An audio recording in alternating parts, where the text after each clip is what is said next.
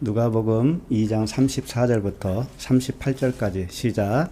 시몬이 그들에게 축복하고 그의 어머니 마리아에게 말하여 이르되 보라, 이는 이스라엘 중 많은 사람을 패하거나 흥하게 하며 비방을 받는 표적이 되기 위하여 세움을 받았고 또 칼이 내 마음을 찌르듯 하리니 이는 여러 사람의 마음의 생각을 드러내려 함이니라 하더라. 또 아셀 지파 바누엘의 딸 안나라 하는 선지자가 있어 나이가 매우 많았더라. 그가 결혼한 후 7해 동안 남편과 함께 살다가 과부가 되고 84세가 되었더라. 이 사람이 성전을 떠나지 아니하고 주야로 금식하며 기도함으로 섬기더니 마침 이때에 나와서 하나님께 감사하고 예루살렘의 속량을 바라는 모든 사람에게 그에 대하여 말하니라. 아멘. 제목은 시므온과 안나입니다. 지난주에 우리가 살펴봤지만 시므온이라는 뜻이 뭐라고 그랬죠?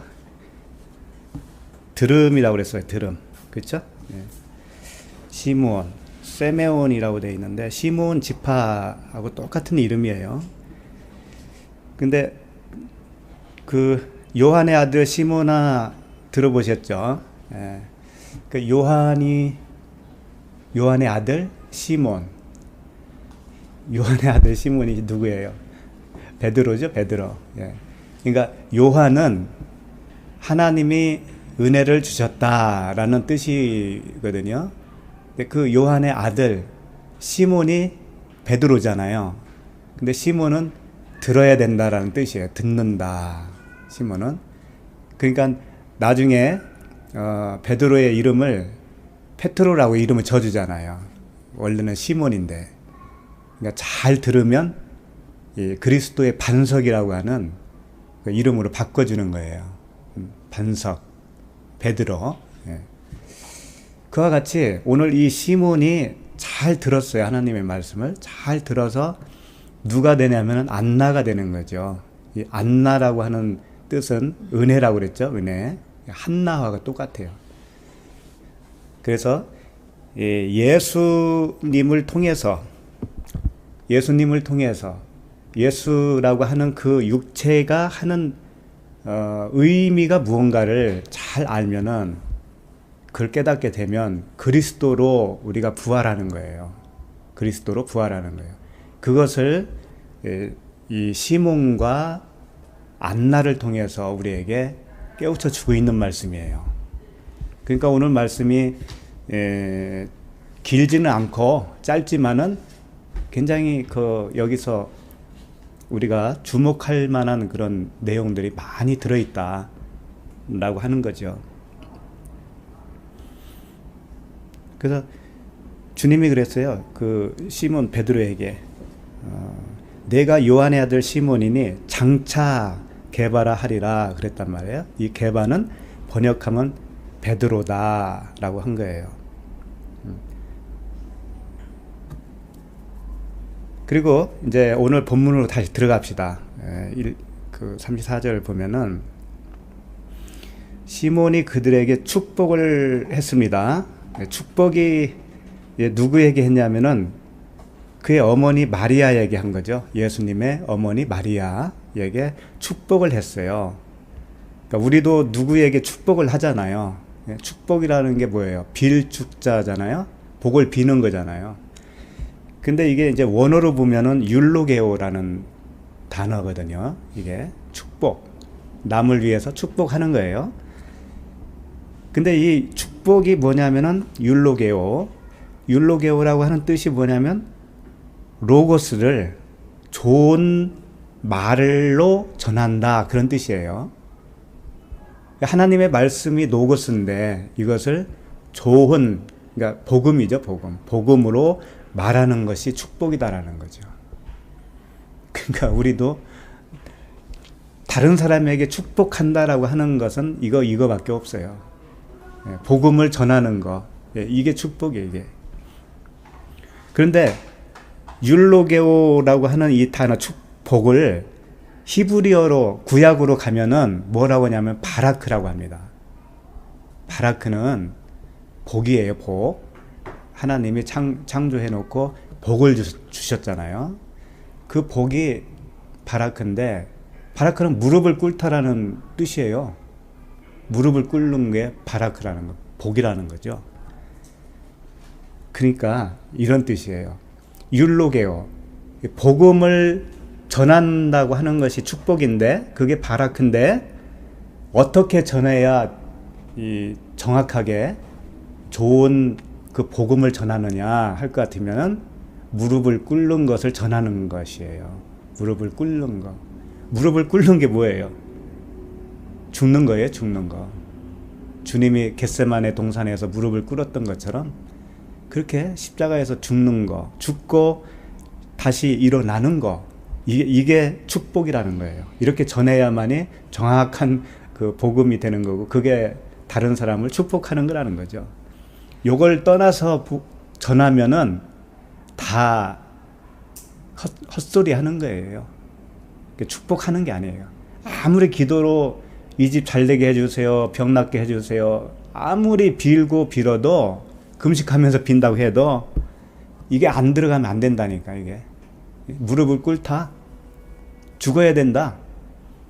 근데 우리가 죽을 수 없으니 예수 그리스도께서 그 사랑 때문에, 우리를 향한 사랑 때문에 십자가에서 죽으셨다. 그런데 그 예수 그리스도의 죽으심이, 성령이 우리에게 오시면 어떻게 하냐면 나도 죽음으로 일어나는 거예요. 나도 죽음. 예수님이 먼저 죽으셨는데 그 죽은 사랑을 어떻게 우리에게 적용이 되어지냐면 성령께서 우리에게 오시는 거죠. 성령께서 우리에게 오시면 그리스도의 죽음이 나의 죽음으로 적용을 해 주셔요. 적용을. 그래서 나도 죽음이 되는 거예요. 나도 죽음. 그게 은혜예요. 그게 은혜. 왜? 그렇게 되는 것이 복이기 때문에. 진정한 복이기 때문에. 그렇게 되기 이전에는 다 내가 사는 거기 때문에 수고하고 무거운 짐을 지고 사는 거예요. 오늘 그 말씀을 보면 축복하고 그의 어머니 마리아에게 말하여 이르되 그랬어요. 이 마리아가 왜 마리아냐? 마리아는 원래 마라에서 왔다고 그랬잖아요. 마라의 쓴물. 그래서 마라 자체가 쓰다, 뭐 그런 뜻인데, 그 마리아가요, 공교롭게도 신약 성경에 7사람이 나와요. 딱 7사람이 나옵니다. 그러니까 첫째는 예수의 어머니시죠? 어머니 마리아. 그 다음에 막달라 마리아가 나오고요. 야고보의 어머니 마리아가 나오고, 그 나사로의 누이 동생 마리아, 나사로의 누이 동생 마리아도 있고, 글로바의 아내 마리아, 그 다음에 마가의 어머니 마리아, 그 다음에 마지막으로 로마서에 보면은, 로마서 16장 6절에 보면은 마리아가 나와요. 사도 바울이 이런 말을 합니다. 너희를 위하여 많이 수고한 마리아에게 문안하라. 이런 말이 나와요. 그러니까 7명의 마리아가 나와요. 이 마리아들이 예수님의 그 무덤가에 십자가에 못 박힐 때부터도 굉장히 이렇게 막 그 주위에 이렇게 다니는 걸 알 수가 있어요. 그리고 복음서에 보면 다 나오잖아요, 마리아들이. 귀신 들린 마리아 고침을 받고. 하여튼 이런 것들을 왜 보여주느냐? 우리가 다 마리아라는 거죠, 우리가 다 그 마라의 쓴물이고 병든 자였는데, 우리가 고침받는 것을 이 마리아들을 통해서 가르쳐 주시는 거지요. 그래서 예수님의 어머니 마리아도 이름을 마리아로 진 거예요. 그래서 이 마리아에게 이제 축복을 하는 겁니다. 근데 보라 그랬습니다. 보라 마리아에게 보라, 이는 이스라엘 중 많은 사람을 패하거나 흥하게 하며 그러는 거예요. 누가 누가 패하거나 흥하게 한다는 거죠? 그 아들 예수 그리스도잖아요. 예. 그를 통하여 많은 사람이 흥하거나 패한다 이거지. 이게 좋은 말 같지가 않잖아요. 축복을 하는데 이런 말을 하는 게 어디 있어요? 이게 어떻게 보면은 이 아들이 흥하게도 하고 흥하게 하는 건 좋은데 망하게도 하니까 얼마나 안 좋아 보여요. 이스라엘 사람들에게는. 그런데 거침없이 이렇게 축복을 하는 거죠. 우리도 마찬가지예요. 복음이라는 것은 사람을 기분 좋게 하지 않아요. 결코 기분이 안 좋습니다. 그러나 하나님의 아들들은요, 그 음성을 알아들어요. 기분 좋지 않는 말을 했는데, 복음을 전했는데, 그 말씀이 달게 들려져요. 이게 하나님의 자녀들의 특색이라고요.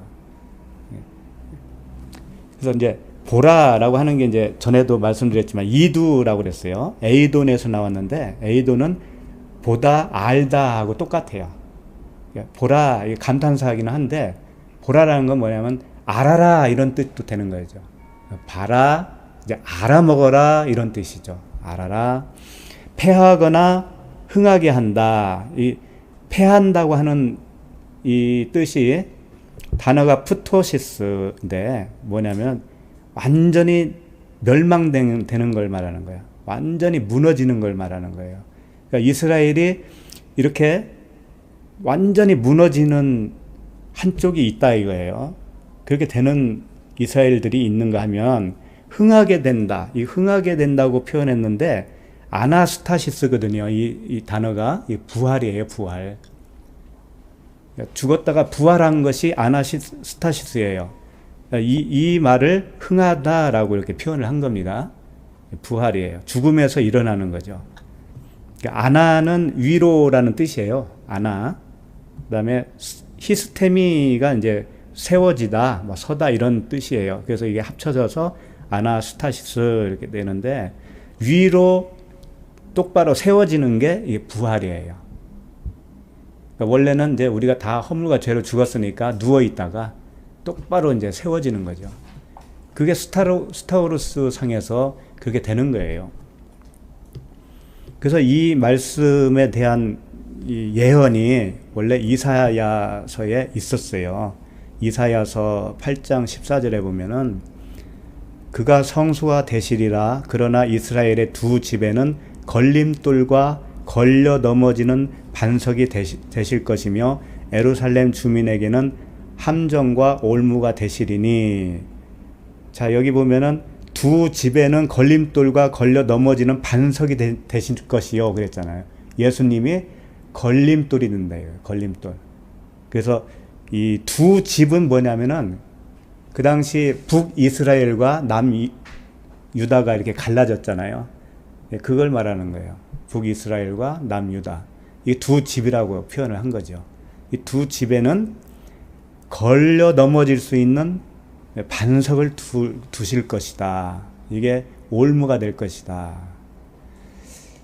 그래서 바리새인들을 보면은 다 걸려 넘어진 자들이에요. 그들이 예수님에게 무슨 소리 들었어요? 이 독사의 자식들아 그랬잖아요. 그러니까 그들은 예수 그리스도 그 생명의 반석 되시는 그분을 앞에 놓고도 알아보지 못했죠. 걸려 넘어지는 거예요, 다.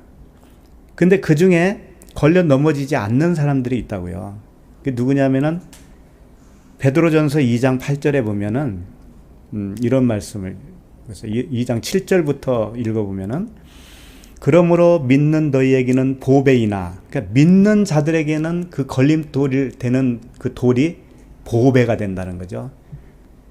예, 믿는 너희에게는 보배이지만 믿지 아니하는 자에게는 건축자들이 버린 그 돌이, 건축자들이 버린 돌이라는 거예요. 걸려 넘어진 자들에게는. 그러나 그 돌이 못둥이의 머릿돌이 되고 또한 부딪히는 돌과 걸려 넘어지게 하는 바위가 되었다 하였으나 그들이 말씀을 순종하지 아니함으로 넘어지나니 이는 그들을 이렇게 정하신 것이라. 그러니까 오늘날도 예수 그리스도라고 하는 의미를 정확하게 모르고 말씀을 듣잖아요. 그러니까 그분들은 다 걸려 넘어지는 겁니다. 예. 그러니까 예수 믿고 구원 받는다고 하는 그 대원칙은 알죠. 은혜로 구원 받는다는 것도 다 알아요. 아는데 중요한 사실이 뭐냐면은 그리스도의 십자가, 예수 그리스도의 십자가가 자기 마음 속에서 이루어지지 않은 것이 그게 가장 큰 문제예요. 그 사건이 내 사건이 되어야 되는데 거기에 한 쌍이 되어야 돼요. 예수님과 내가 한 쌍이 되어서 쌍소멸이 되어야 되는 거예요. 쌍소멸. 쉽게 말하면 쌍소멸이 되어지고 뭐예요? 생성이 되어야 돼요. 쌍생성. 네. 이게 우리 마음 속에서 이루어져야 된다고요. 그게 들었다고 해서 되는 게 아니라니까요.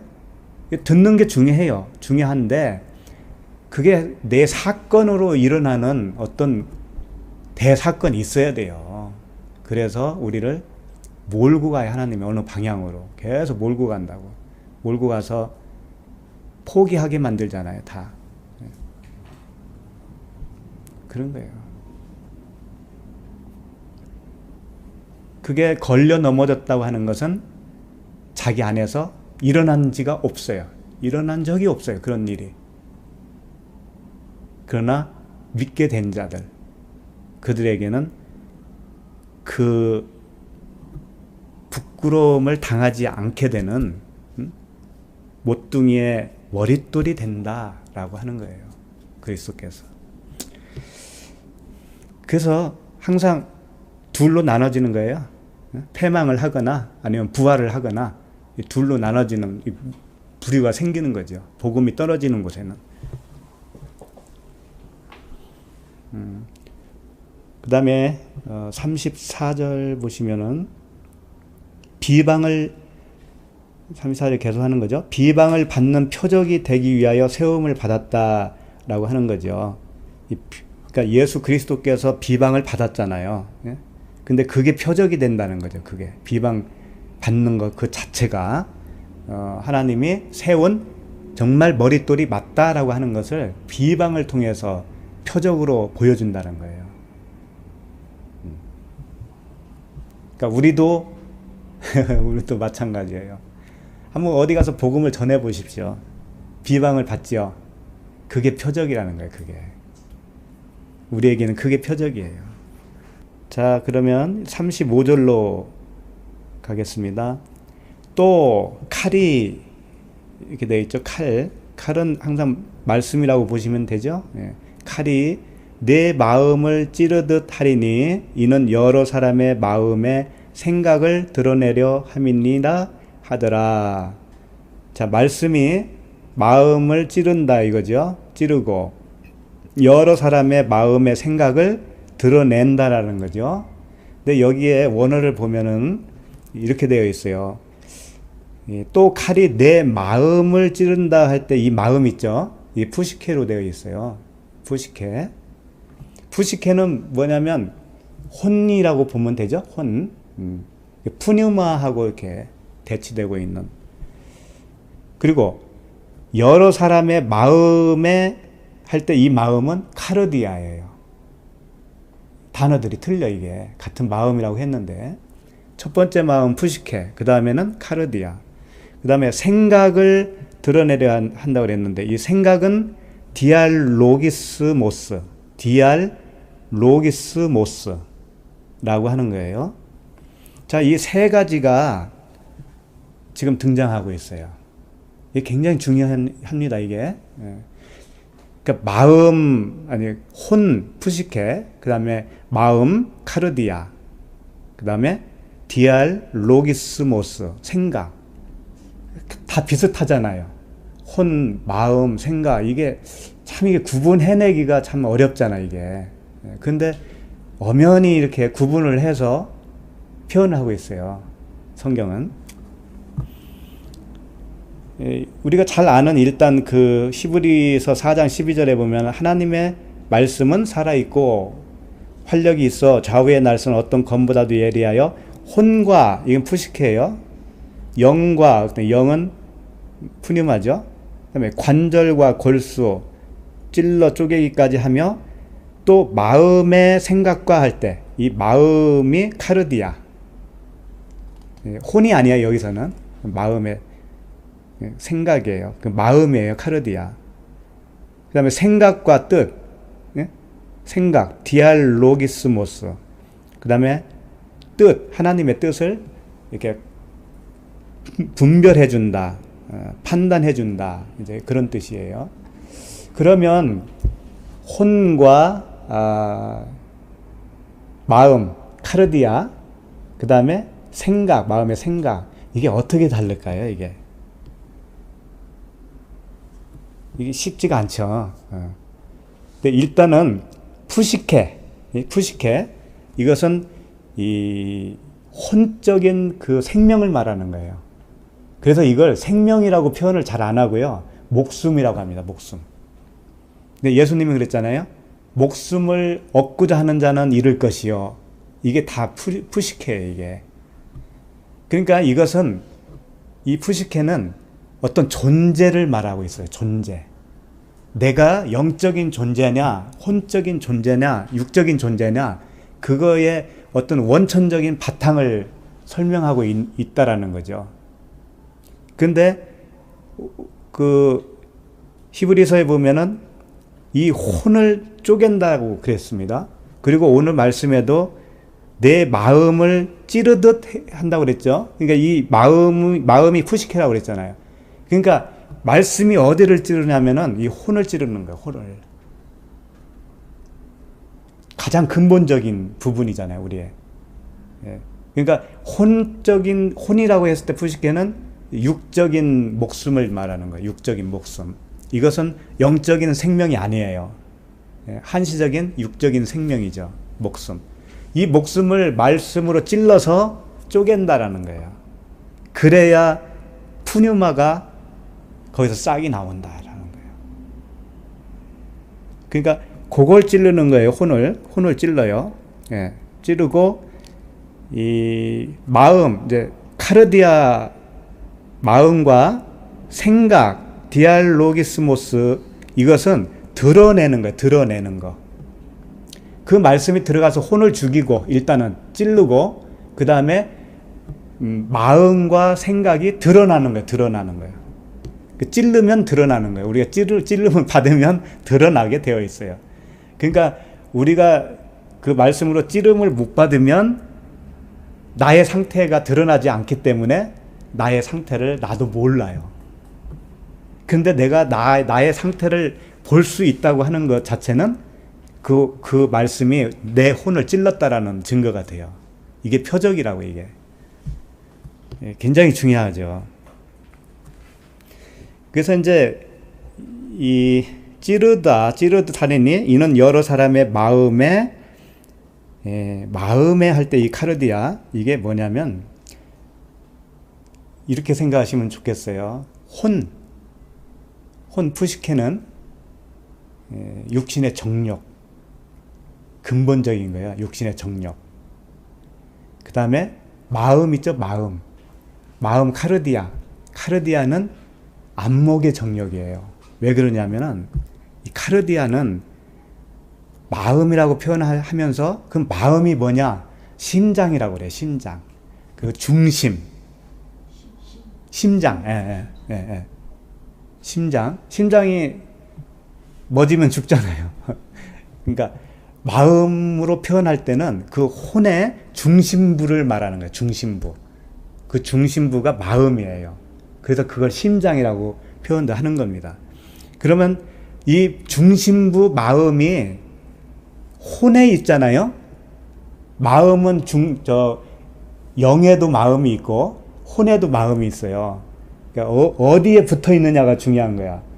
그러니까 새 마음과 헛마음, 헛마음과 새 마음 이렇게 말할 수가 있죠. 그러니까 이 카르디아 마음은 혼에 붙어 있는 마음이었을 때는 그 혼이 그 마음이 육적인 마음이에요. 그러면 그 육적인 마음 속에는 눈이 없어요.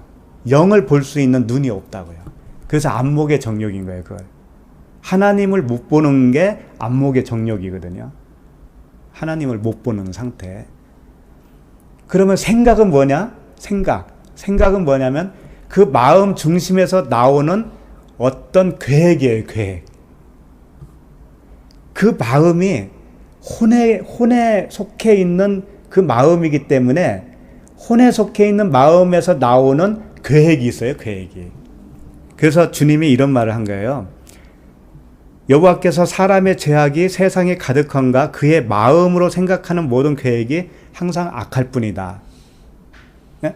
그 노아의 방주 이후에 주님이 하신 말씀이에요. 그러니까 마음으로는 뭐예요? 카르디아예요. 마음으로, 심장으로, 그 중심으로 생각하는 모든 계획. 생각은 계획이에요, 계획. 의도적으로 주도 면밀하게 짜내고 있는 그게 생각입니다. 그러니까 혼에 붙어 있는 마음에서 나오는 생각은 항상 뭐예요? 악하다고요. 항상 악할 수밖에 없어요. 그게 사람이 보기에는 선하다 할지라도 악한 거예요. 참 이거 구분하기가 어렵겠죠. 그러니까 결국은 그 사람의 존재가 바뀌어야 돼. 푸시케가 말씀으로 찌름을 받고 온전히 사망되어져야 돼요. 그래야 그 마음도 사라질 것이고, 거기서 나오는 생각도 이제 발전이 안 된단 말이에요. 그래서 그 마음에서 나오는 계획이 이제 없어지는 거죠. 근데 그렇게 되기 전에는 우리는 항상 내 마음으로 계획을 짠다라는 거예요. 그 혼적으로.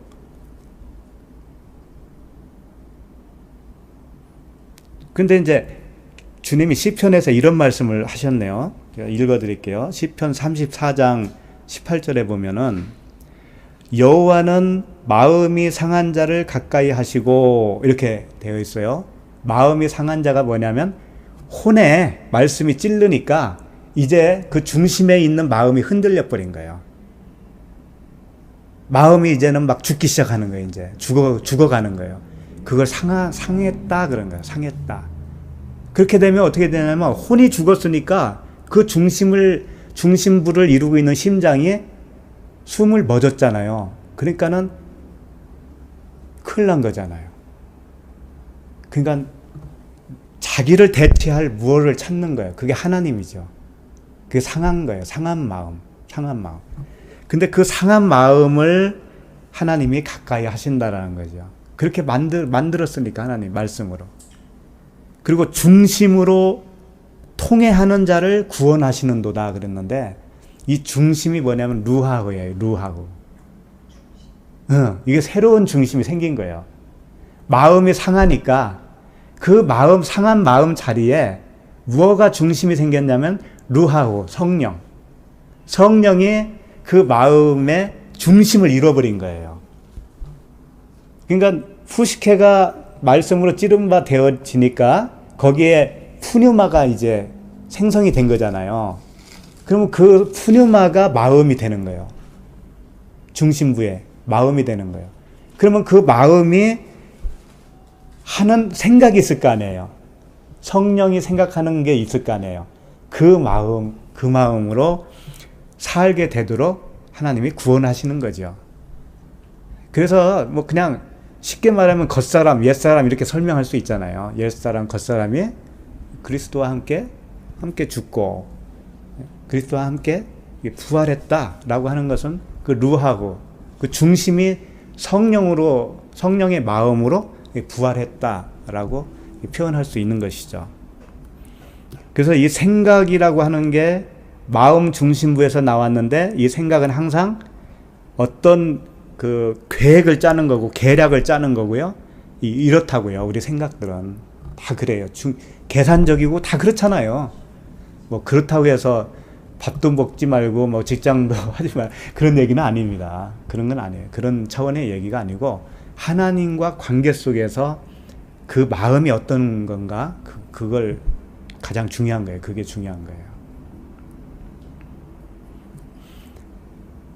창세기 아까 했죠. 네. 그러니까 마지막 이제 혼이 있었죠. 푸시케 혼이 있었고, 그 다음에 마음이 있었죠. 그 다음에 생각이 있었잖아요. 요 세 가지가 육신의 정력, 안목의 정력, 이생의 자랑이라는 거죠. 이게 마음에서 나오는 그 생각, 계획, 이것이 마지막에 다 그게 스타우루스에서 사망되어져야 돼요. 근데 가장 먼저는 뭐냐면 그 심장, 푸시케를 하나님은 공략을 해요. 그러면 나머지 마음과 생각은 천천히 죽어져 가는 거예요. 이게 시간이 좀 필요하다고요. 근데 생명 자체는 단 한 번에 바뀌어요.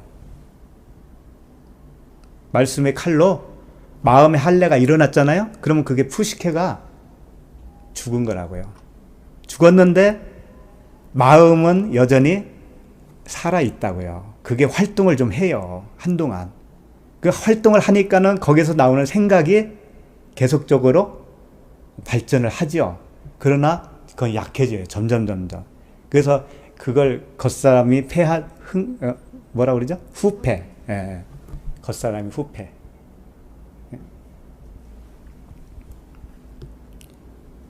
그렇게 되어진다라는 거죠. 그걸 예수 그리스도께서 그렇게 우리를 해 주시기 위해서 오셨다라고 하는 겁니다. 그러니까 이 만물 중에 가장 부패한 게 뭐라고 그래요? 사람의 마음이라고 그러잖아요. 이 사람의 마음이 만물보다 부패했다. 그래서 이 에레미야 17장 9절을 한번 볼까요? 그 말씀인데 에레미야 17장 9절을 보시면 만물보다 거짓되고 심히 부패한 것은 마음이라. 이게 마음이 레부거든요. 히브리어 레부가 아까 헬라어로 카르디아라고 되어 있잖아요. 그 마음 그 같은 거예요. 레부. 마음이라. 누가 능히 이를 알리오마는 10절 나 여호와는 심장을 살피며 그랬죠. 이 심장이 같은 레부라고 하는 단어예요. 그러니까 여호와는 마음을 살피며 이렇게 똑같은 단어예요. 레부. 심장이나 마음이나 같은 거예요. 심장을 살피며 폐부를 시험하고 그랬죠. 폐부는 뭐냐면 콩팥, 신장 이런 뜻이에요. 폐부가 콩팥, 신장, 그릇, 기구 이런 뜻이에요. 그릇도 되고 기구도 돼요. 그러니까 이 폐부는 뭐냐면은 생각을 말하고 있어요. 생각. 그 마음에서 나온 생각. 그걸 콩팥, 신장, 기구 이렇게 표현을 하는 거예요. 생각들. 그 폐부를 시험한다라는 거예요. 그 마음에서 나온 생각들을 하나님이 시험을 하겠다라는 거죠. 시험을 해서 그의 행위와 그의 행실대로 보응하나니, 그러니까 어떤 악한 행위, 선한 행위 이걸 보시나 보다라고 말할 수가 있겠죠. 근데 그게 아니에요. 이 단어들이 그런 의미가 아니고, 그러니까 마음과 생각을 하나님이 시험해 본다는 것은 맞아요. 그렇게 해서 행위와 할 때 이 행위는 테레크라고 하는 단어인데 길이에요. 길. 그러니까 마음과 생각을 시험해 보니까 이 친구가 지금 어떤 길에 있구나, 그 어떤 길에 있는가를 알아내겠다라는 거죠. 그게 지금 요 설명하신 요 마음인 거잖아요. 네. 그렇죠? 행위. 매일 우리 마음속에서. 그렇죠. 네. 그러니까 우리가 어떤 마음과 그 마음에서 나오는 계획이 있는데, 생각이 있는데, 그걸 잘 하나님이 살펴보신 다음에 얘가 지금 어떤 길에 있구나라는 것을 판단하신다라는 거죠. 어떤 길. 그 다음에 그의 행실대로 보응하리니 그랬습니다. 행실이 뭐냐면 여기서 행실은 뭐예요? 우리가 행위로 뭔가 이렇게 읽어내는 거잖아요. 근데 그런 의미보다는 펠이라는 단어예요. 펠이는 열매입니다. 열매. 그러니까 어떤 길에 서 있고 이 친구가 어떤 열매를 지금 맺고 있는가, 그걸 보시겠다라는 거죠. 열매. 열매. 그다음에 보응하나니라는 것은 뭐냐면은 이렇게 그대로 주는 거예요. 돌려주는 거예요. 나탄이라고 하는 단어인데 하나님이 볼 때 이 친구가 열매가 하나님으로부터 나온 열매면 그대로 하나님의 열매로 보응하겠다. 그대로 돌려준다. 그런 의미예요. 그러니까 악한 일을 행한 자는 심판의 부활로, 선한 일을 하는 자는 생명의 부활로 나오리라. 그 말씀과 똑같은 거거든요. 그러면 악한 일을 행한 자는 뭐냐면 정말 그건 행실로 나쁜 거예요. 예? 그 단어가 그래요. 악한 행실, 행하다. 필라소라고 하는 단어예요. 필라소. 그게 실제로 손으로 움직여서 해내는 그런 행위를 말하는 거라면 선한 일을 하는 자는 할 때 이 선한 일 행한다라고 하는 단어가 포이에오예요. 포이에오. 포이에오는 뭐냐면 되다라는 거예요. 만들어지다. 그러니까 선한 자로 만들어진 자는 생명의 부활로 나온다. 그런 뜻이란 말이에요. 근데 제가 그런 이제 마음에서 그런 게 일어나잖아요. 네. 그런데 이제 그게 그러니까 내가 막 폐역해지고 막 악해지면 네. 그게 이제 사실은 악하게 나오는 것이고, 네. 그죠? 네. 말씀으로 이제 그게 일단 보여지면 네. 그다음에 말씀에서 이제 비추잖아요. 네. 저를. 네. 네.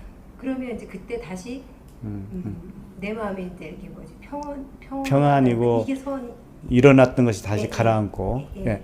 그러니까 이런 거예요. 우리한테서 나오는 행위가 소위 말해서 이제 그 윤리 도덕적인 어떤 그 기준으로 봤을 때 상식적으로 볼 때도 그런 이 사람은 선하다 악하다 그런 게 있잖아요. 예. 그러면 그런 것이 전혀 100% 없어야 된다 그런 말씀을 하고 있는 게 아니에요. 그런 말씀을 하고 있는 게 아니고 일단 내가 그 푸시케가 말씀으로 찌름을 받잖아요. 어떤 상황이 생기냐면은 오호라 나는 공고한 자로다. 요게 딱 생기는 거예요. 그래서 바울이 고백처럼 나는 죄의 법을 섬기는 내가 하나 있고 하나님을 섬기는 내가 또 있구나. 그걸 발견하는 거죠. 네? 그 자체가 이미 하나님의 은혜가 임한 거예요. 그 자체가. 그러면 이제 거기서 싸움이 벌어져요, 사실은. 응? 그 옛사람과 새사람의 전쟁이 일어나는 거예요, 내 속에서. 그렇지만 가면 갈수록 그 푸뉴마, 내 속에서 새로 시작되어진 그 싹이 태어난 아들이라고 볼 수도 있잖아요. 그게 새로 태어난 아들. 그 아들이 장성하면 할수록 이겨요. 근데 처음에는 핍박을 받는다고요. 그게 이삭과 이스마엘 관계로 표현을 해주고 있죠. 이스마엘이 이삭을 뭘 했어요? 자꾸 이렇게 때리고 못 살게 굴었다고요. 그게 옛사람이거든요. 우리의 옛사람. 그런데 이삭이 젖될 때쯤에서 뭘 했냐면은 잔치를 벌였어요. 젖될 때쯤이 뭐냐면 단단한 음식을 먹을 때 이제 장성했다 이거예요. 그때 이게 그 큰 그 잔치를 했거든요. 그때부터는 이삭이 이기는 거예요. 그때부터는 이삭이 이스마엘을 이겨요. 그래서 쫓아내라 그러잖아요. 이스마엘과 하갈을 쫓아내는 거예요. 그렇게 되는 거라니까 우리가. 처음에는 옛사람이 죽었는데도 불구하고 자꾸 나를 못 살게 굴어. 새로 태어난 나를 못 살게 구는 거예요. 핍박을 해요. 그게 내 속에서의 어떤 그런 전쟁이죠. 그러나 내가 영적으로 점점 자라면은 이제 그 옛사람이 점점 쪼그라들어요. 쫓아내는 거예요, 이제.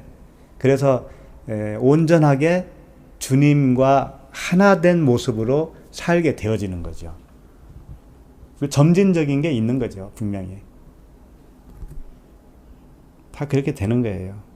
그러니까 주님이 우리를 판단하는 것은 자기가 우리에게 뭔가 일을 저질러 놓고 자기가 판단하는 거지, 내가 어떤 일을 잘 하고 있는가 나쁜가 이것을 주님이 본다는 뜻이 아니에요. 이 시험하고 한다는 뜻이, 그분이 우리를 구원해 놓고 보는 것을 얘기하는 거예요. 그러니까 원인도 주님께 있고 결과도 다 주님께 있어요. 그러니까 감사하고, 그러니까 그게 은혜인 거죠. 우리의 어떤 행위에 있다면 구원받을 자가 한 사람도 없는 거예요. 그걸 우리가 날마다 알아가는 게 주님과의 사귐이고요. 그 은혜를 더 깊이 아는 게 더 성장된 모습이죠. 그러니까 이제 정리를 하면은 푸시케는 육신의 정력이에요. 그래서 죄에 대하여, 의에 대하여, 심판에 대하여 책망하시겠다 할 때 가장 근본적인 것, 죄의 문제를 해결하는 게 이 혼이에요. 죄의 문제. 이 믿음이잖아요. 죄라고 하는 것은 너희들이 나를 믿지 아니함이라 그랬잖아요. 그러니까 믿어진 자는 이미 혼이 깨진 거라고요. 푸시케가 이미 푸뉴마로 이렇게 전환이 된 거란 말이에요. 거기서부터 출발을 하는 거예요. 그러나 그 마음, 중심의 마음, 심장이 한참 뛴다니까. 옛사람의 심장이 한참 뛴다고요. 금방 멎는 게 아니고. 그래서 거기서 나오는 생각도 있어요. 생각도 한동안 나오는 거예요. 그게. 그래서 안목의 정력, 이생의 자랑이 점점 후패해지는 거예요. 그렇게 해서 온전한 자, 내가 온전한 것 같이 너희도 온전하라, 이렇게 주님의 생명으로만 살게 되어지는 그 방향으로 계속 우리를 이끌어 가고 있는 것이죠.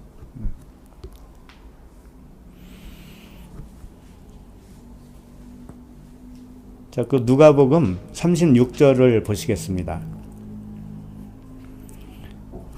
한번 읽을까요? 36절 시작. 또 아셀 지파 바누엘의 딸 안나라 하는 선지자가 있어 나이가 매우 많았더라. 그가 결혼한 후 7해 동안 남편과 함께 살다가, 네, 여기서 이제 아셀 지파가 나왔어요. 아셀 지파는 12지파 중에 8번째에 해당되는 지파예요. 8번째. 8이라는 게 뭔지 아시죠? 그리고 이 아셀 지파, 아셀이라는 뜻 자체가 뭐냐면은 올곧다 그런 뜻이에요. 곧다, 정직하다, 그런 뜻을 가지고 있어요.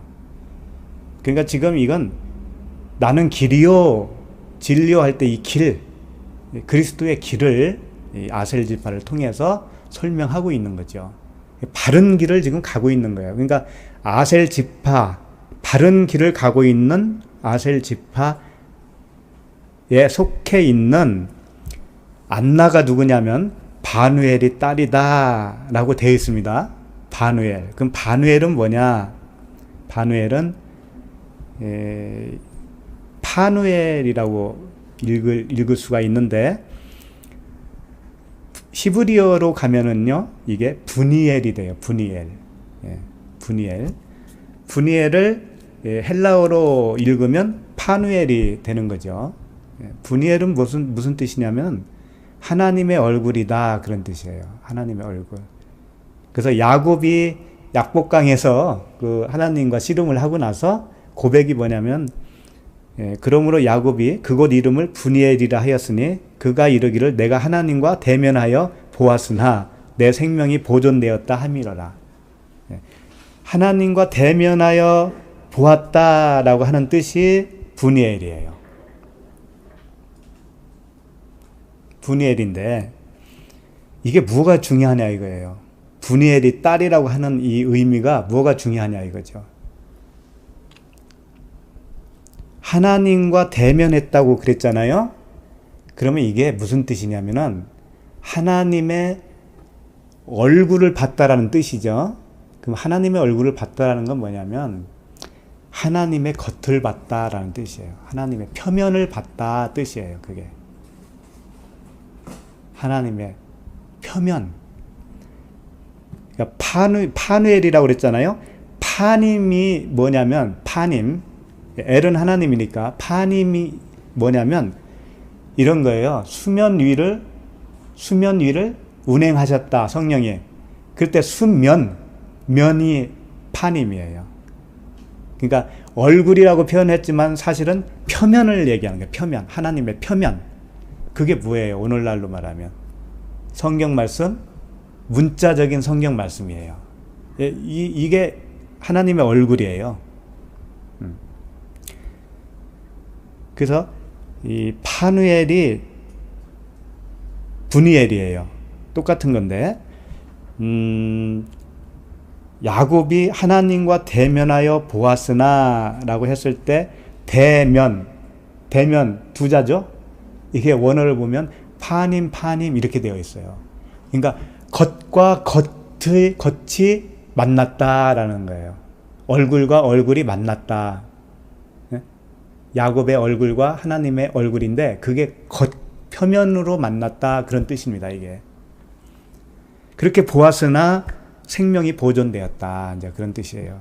그래서 이 창세기 할 때 더 자세히 하겠지만은 어쨌든 이 바누엘의 딸 하면은요, 하나님의 겉에서 나온 딸이다, 그런 얘기예요. 그 뭐예요? 하나님이 율법이라고 보면 되겠죠? 율법 안에서 나온 딸이다, 이거예요. 그런데 재밌는 게 뭐냐면 이 딸이라고 하는 것은 항상 결혼을 하지 않은 소녀를 말하고 있어요. 네? 특히 나이가 적든 많든 관계없어요. 결혼을 안 한 그 여자아이를 딸이라고 표현을 해요. 그 딸이라고 하는 이름이 디카테르라고 하는 단어예요. 결혼하지 않은 딸을 디카테르라고 그래요.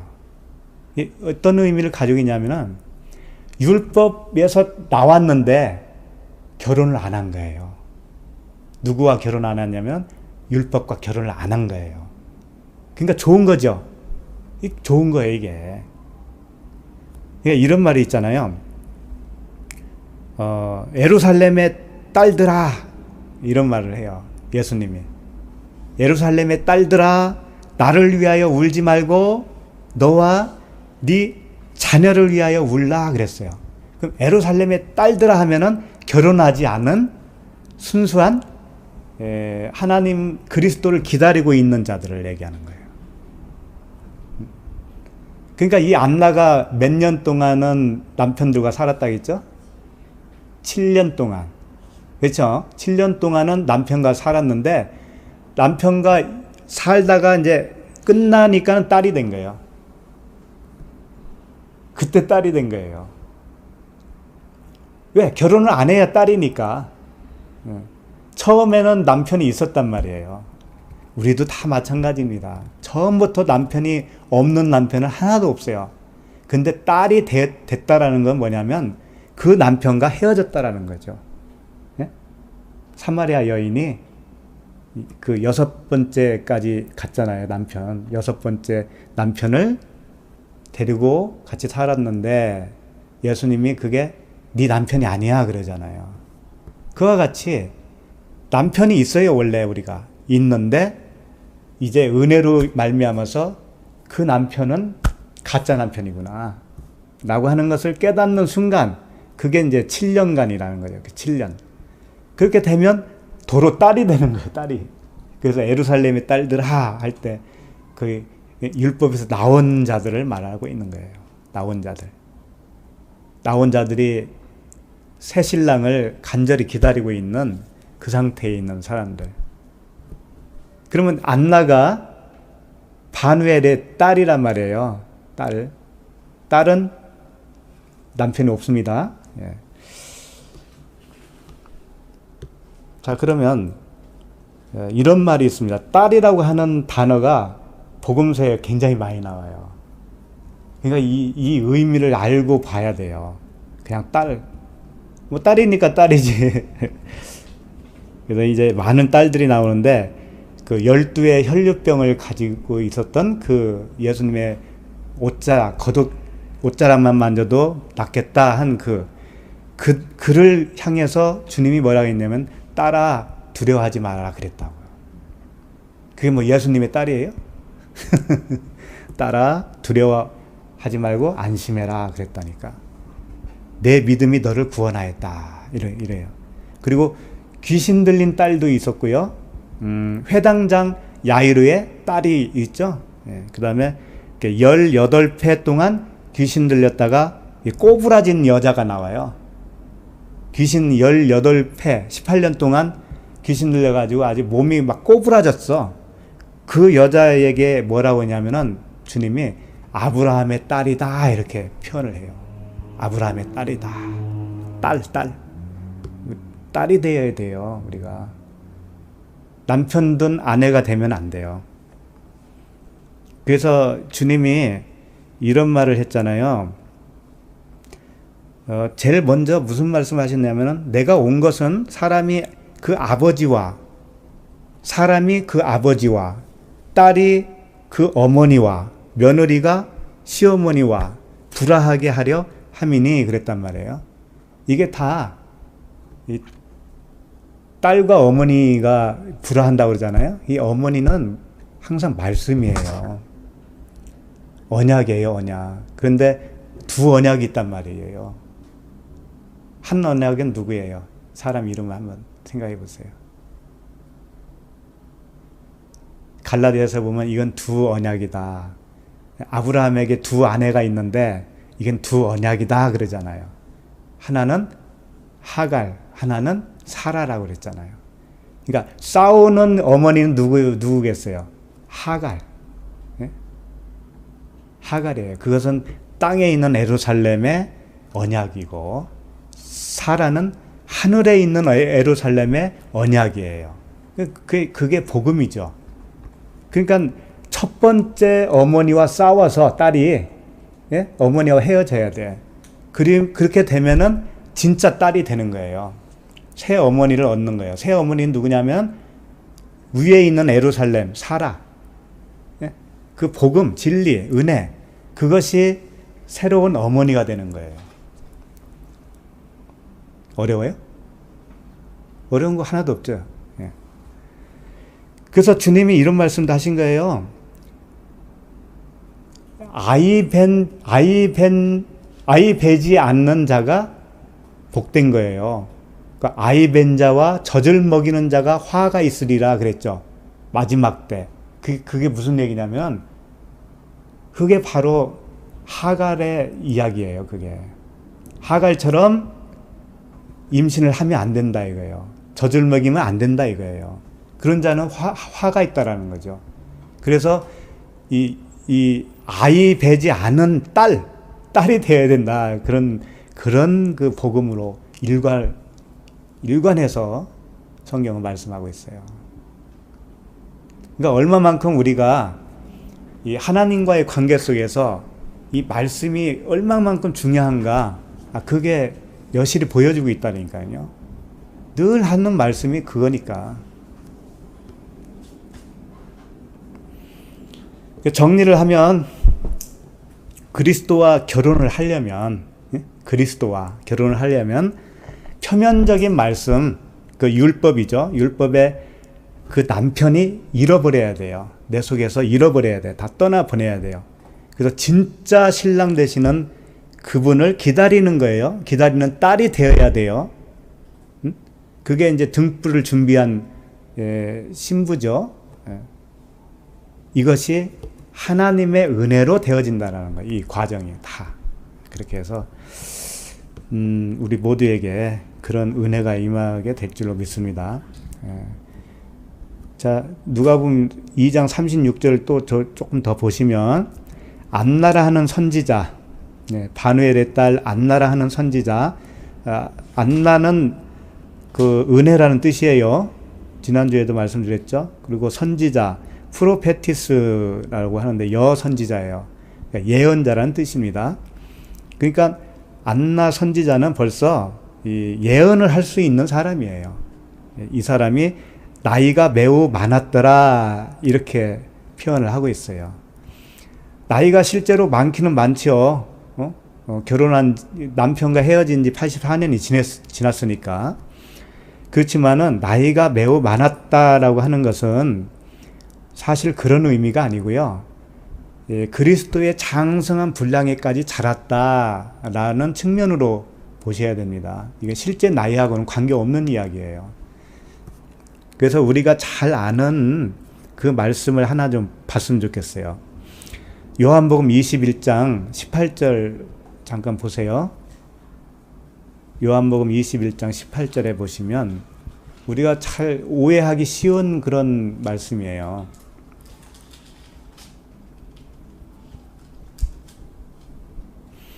요한복음 21장 18절 보면 내가 진실로 진실로 내게 이르노니 내가 젊어서는 스스로 띠띠고 원하는 곳으로 다녔거니와 늙어서는 내 팔을 벌리리니 남이 내게 띠띠우고 원하지 아니하는 곳으로 데려가리라. 이 말씀이에요. 그러면 여기서 이제 흔히 우리가 알고 있는 이야기가 뭐예요? 이 바로 뒤에 나오는 말씀 때문에 그래요. 뒤에 말씀이 뭐라고 돼 있죠?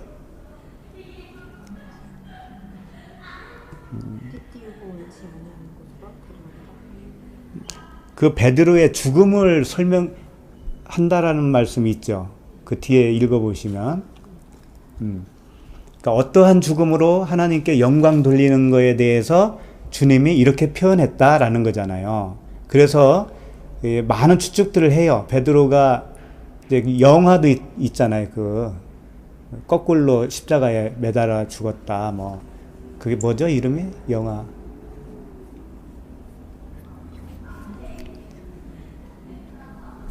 영화도 있어요? 네, 영화로 나왔어요. 그게. 무슨 기억이 안 나네. 유명한 영화인데. 하여튼 그게 이제 베드로가 십자가에서 두 팔을 벌리고 죽을 거라고 하는 거에 대해서 주님이 예언했다라는 쪽으로만 가고 있는 거예요. 이 말씀을. 근데 주님이 그게 중요해서 그런 말을 했겠어요?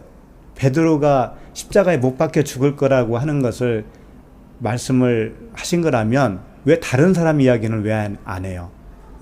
그 다른 사도들도 다 순교당했잖아요. 사도 바울도 목이 잘려서 죽었고 다 그렇잖아요. 어떤 사람은 뭐 요한 같은 경우는 막 기름 솥에다가 넣어가지고 그래서 죽이고, 야고보는 칼로 목베임을 당하고. 하여튼 그런데 이게 베드로의 그 순교하는 거에 대한 이야기겠느냐 이거예요. 그게 아니라는 것을 좀 오늘 살펴보려고 하는 거예요. 내가 진실로 진실로 아멘 아멘 이렇게 두 번 하신 거예요. 굉장히 중요하다는 거죠. 주님이 두 번 진실로 진실로 하면은 이 보통 중요한 게 아니라는 거예요. 진실로 진실로 나오면은 항상 생각해야 될 것이 뭐냐면 예수와 그리스도예요. 예수로 죽고 그리스도로 살아나는 이야기라고요. 내가 젊어서는 스스로 띠띠고 원하는 곳으로 다녔거니와, 이건 뭐예요? 자기 의지로 다녔다는 얘기예요. 자기가 자기의 주인이에요. 자기가 자기의 주인. 띠는 뭐냐면 항상 진리의 띠예요. 진리의 띠를 표현하고 있습니다. 그러니까 자기가 스스로 띈 진리 있잖아요.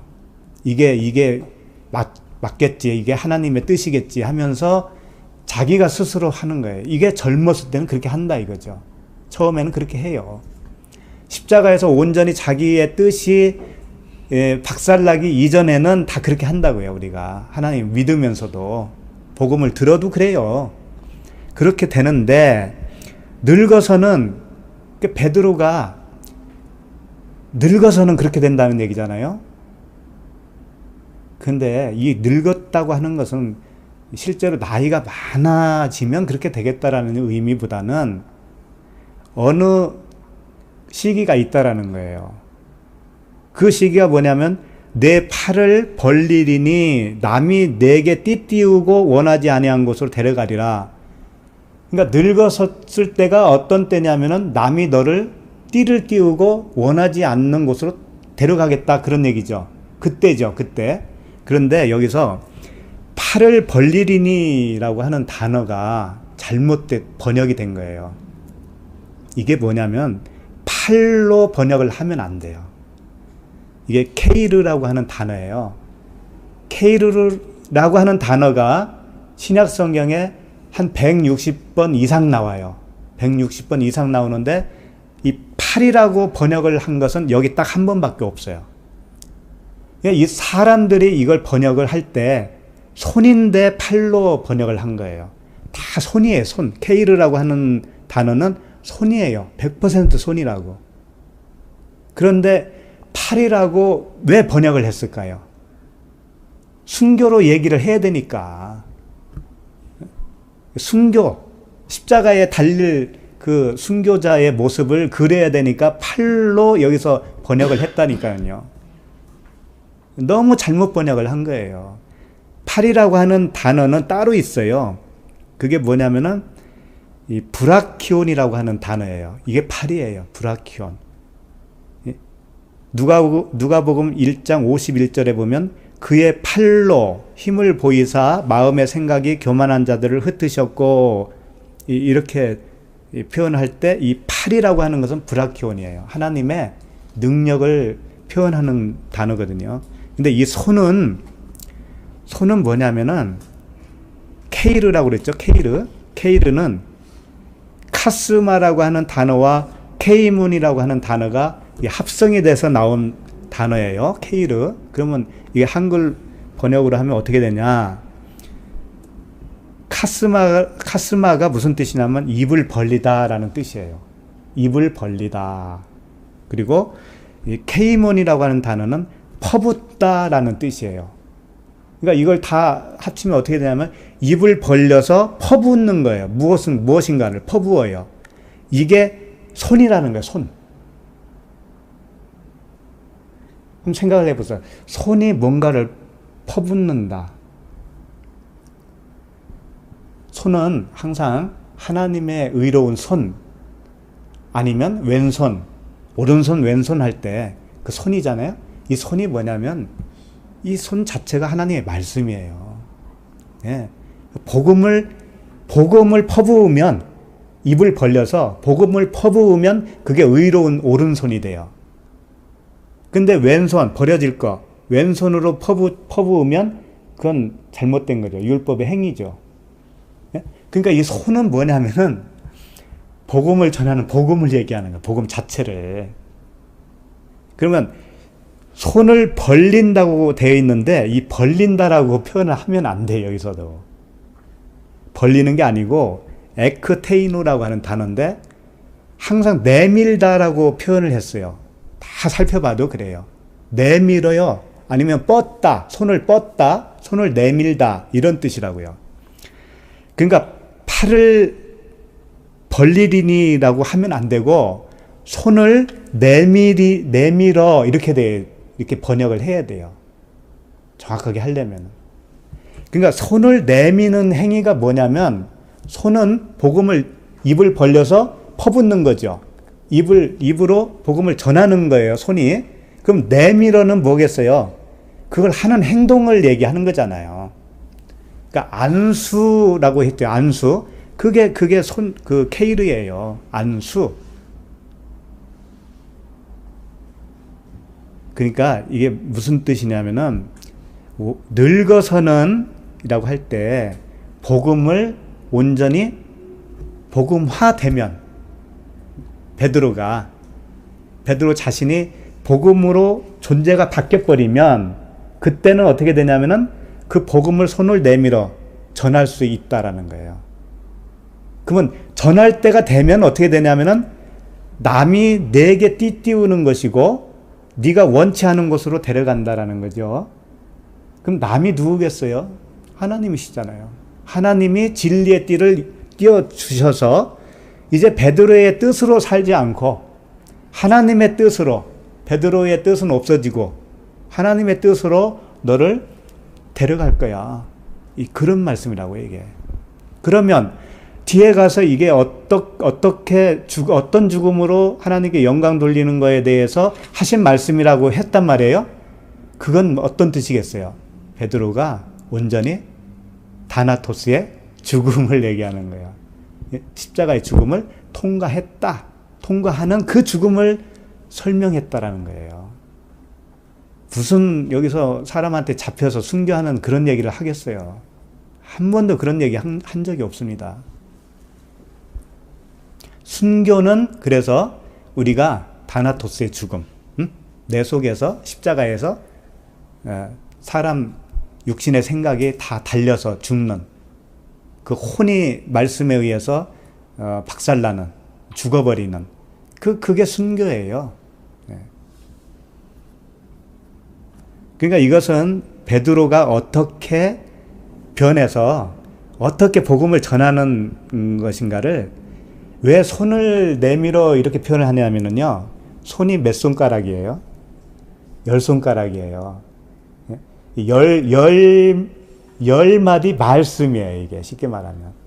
온전한 말씀. 온전한 말씀을 내밀어서 전해주는 그것을 표현하고 싶은 거예요. 이 손을 통해서. 손가락이 5개, 이게 다 의미가 있다니까. 10손가락을 펴서 전해주는 거. 온전한 말씀을 전해주는 거. 10이 온전한 이거 7? 10. 그러니까 10손가락 10. 그러니까 사도행전에 넘어가면 실제로 베드로가 그렇게 하는 모습이 담긴 말씀이 있어요. 제가 읽어드릴게요. 사도행전 9장 41절이에요. 그럼 이때가 베드로가 늙었느냐? 늙을 정도로 나이가 먹지는 않았죠. 베드로가 손을 내밀어 일으키고 성도들과 과부들을 불러들여 그가 살아난 것을 보이니, 이렇게. 베드로가 손을 내밀어 일으키고 누군가 죽은 자를 일으킨 거예요. 일으켰어요. 그러니까 이걸 표현을 손을 내밀어, 이게 정확하게 오늘 아까 그 팔로 뭐라고 그랬어요? 팔을 벌리리니 있죠. 정확하게 이 말씀하고 동일한 말씀이에요. 손을 내밀어가 여기서는 팔을 벌리리니로 번역을 잘못한 거죠. 그러니까 손을 내밀어가 정확한 거예요. 손을 내밀어. 예수님도 이렇게 하신 적이 있어요. 예수께서 손을 내밀어 그에게 대시며 이르시되 내가 원하노니 깨끗함을 받으라 하시니 즉시 그의 나병이 깨끗하여진지라.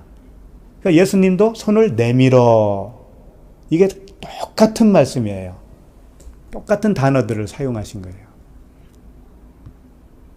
그러니까 오늘 안나가 나이가 뭐라 그래요? 늙었다고 하죠. 나이가 늙었다, 많이 됐다. 이것을 표현하는 거예요. 안나가 은혜로 바뀌어진 거예요. 시므온이 이제 들어야 된다라면은 안나는 은혜로 바뀌어졌는데 나이가 많이 먹었다. 그리스도의 장성한 분량에까지 찼다. 그런 의미의 말씀이죠. 그래서 오늘 누가복음 2장 37절에 계속 보시면 과부가 되고, 그랬죠. 과부가 아까 딸이 된 거예요. 7년 동안 남편과 살다가 84세가 되었더라.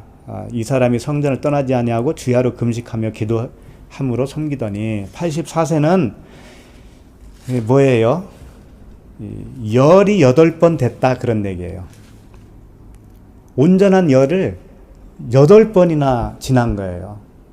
그러니까 8이라고 하는 건 또 새로운 시작이잖아요. 그러니까 온전한 것을 여기서 표현하고 싶은 거예요. 온전한 상태가 되었다.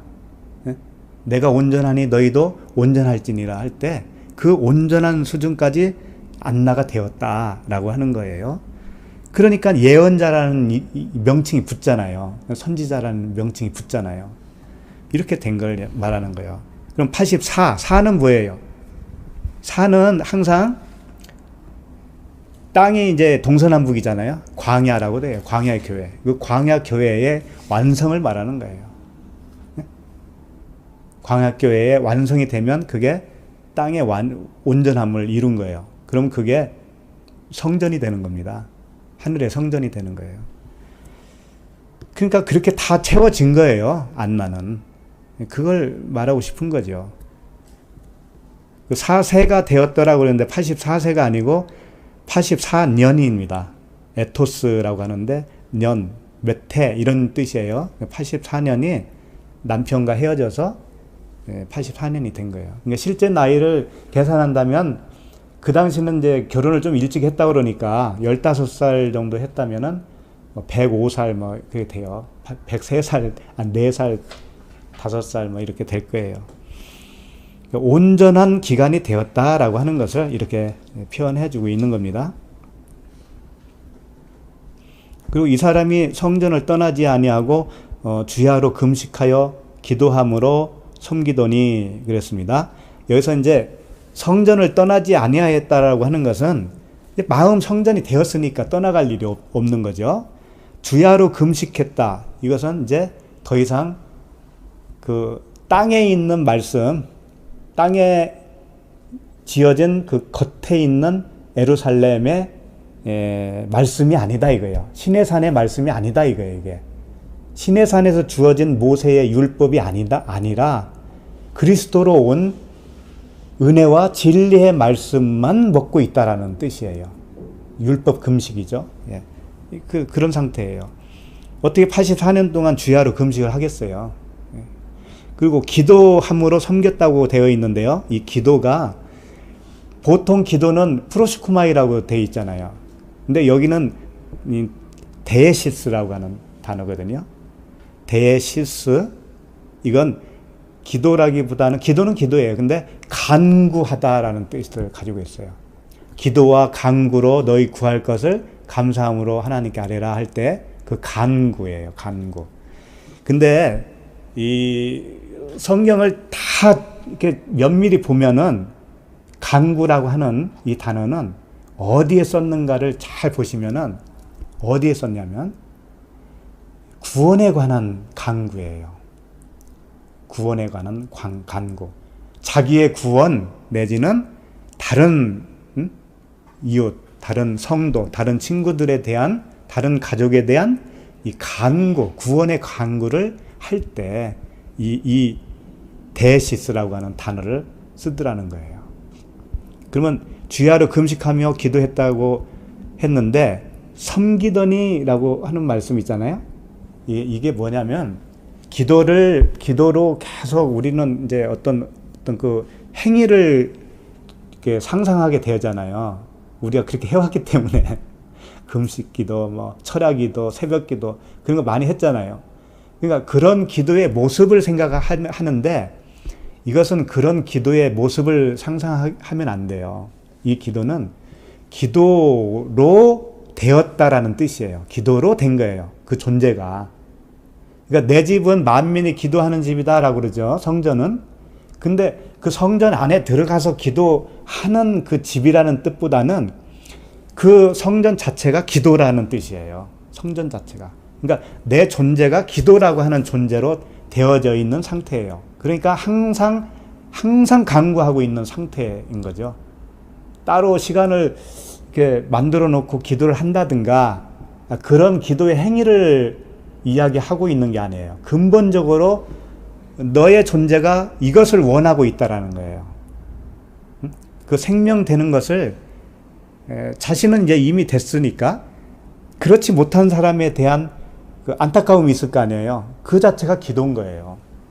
그래서 이 사람은 언제든지 그 복음을 전할 자세가 되어 있는 거예요. 그래서 이 기도를 이제 그 디모데전서 5장 5절에 이 말씀하고 좀 비슷한 말씀이 있어서 보는데 디모데전서 5장 5절을 한번 보실까요? 디모데전서 5장 5절에 보면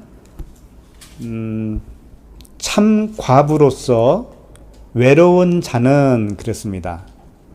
참 과부로 외로운 자가 누구냐면 우리들이 아니겠어요? 예. 그런데 참 과부는 사실은 과부가 아니에요.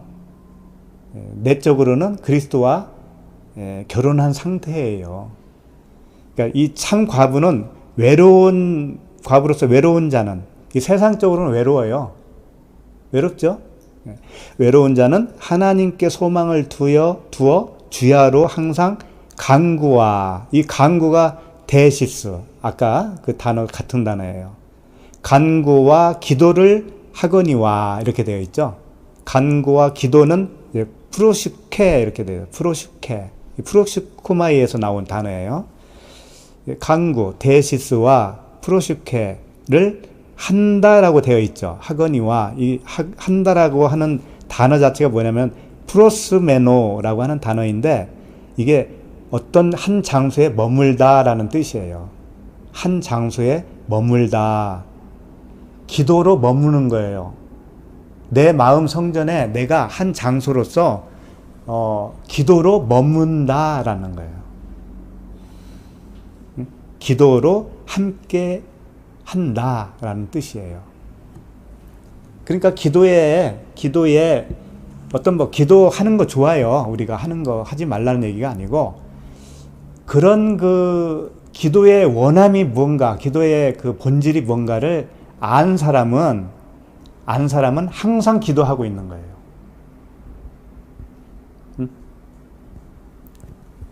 그래서 한 장소에 머무는 거가 기도하는 것이고 간구하는 것이다 라는 것입니다. 그러니까 항상 뭐라고 그랬어요? 쉬지 말고 항상 뭐죠? 항상 쉬지 말고 기도하라. 항상 기뻐하라. 기뻐하라. 기뻐하라. 쉬지 말고 기도하라. 범사에 감사하라. 이게 우리가 의지적으로 하는 그런 단어들이 아닌 거예요. 이게 그렇게 되어진 상태로 살아가고 있는 거. 그렇게 해주겠다는 거예요. 하나님이 그렇게 해주겠다. 예.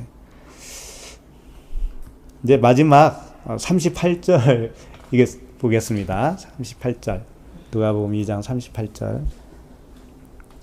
마침 이때에 나와서는 이제 마침 이때가 뭐겠어요? 마침 이때에 그 안나가 마침 이때에 나와서 하나님께 감사하고 그러니까 시므온이 성전에 왔었잖아요. 그래서 저 아기 예수를 만났잖아요. 그 팔로 안았잖아요. 그리고 시므온이 축복 기도도 하고 다 했다. 그때 마침 그때라는 거예요. 그때. 그러니까 그리스도로 부활해서 이런 뜻으로 봐도 돼요. 이때 나와서 하나님께 감사하고 예루살렘의 속량을 바라는 모든 사람에게 그에 대하여 말하니라. 아까는 기도를 했습니다. 먼저. 그렇죠? 기도의 상태가 되어 있어요. 기도하는 상태가 되었을 때 이때부터 그 예루살렘의 속량을 바라는 자들에게 복음을 전하는 거예요. 이제 복음을 전하는 거다. 다 이렇게 되어지는 거예요. 우리가. 그러니까 우리가 일단은 이제 겉에 예루살렘의 딸들아 그러잖아요. 예수님이 딸이 되어야 돼. 딸. 예. 근데 그 딸은 남편이 있었는데 남편과 헤어져야 돼. 그러면 딸이 되는 거예요. 그것을 사도 바울은 정결한 처녀다 이렇게 했어요. 정결한 처녀를 그리스도께 뭐라고 했어요? 중매한다 그러죠. 중매. 거룩한 딸로, 거룩한 처녀로. 그러니까 말씀은 항상 우리를 어떤 것이 성결한 것이고 어떤 것이 하나님의 백성인가를 말씀해 주시고 있죠.